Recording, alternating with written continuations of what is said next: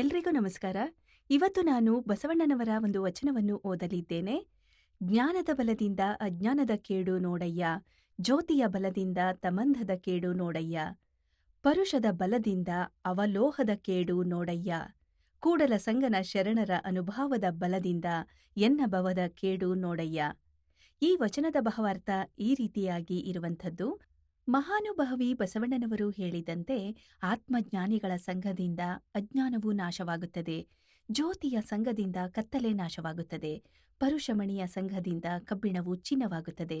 ಸಂತರ ಶರಣರ ಉಪದೇಶಾಮೃತವನ್ನು ಸವಿಯುವುದರಿಂದ ನಮ್ಮ ಭವಬಂಧನವು ನಾಶವಾಗಿ ನಾವು ಪರಮ ಸುಖಿಗಳಾಗುತ್ತೇವೆ ಎಂದು ಬಸವಣ್ಣನವರು ಈ ವಚನದಲ್ಲಿ ತಿಳಿಸಿರುತ್ತಾರೆ. ಶರಣು ಶರಣಾರ್ಥಿಗಳು.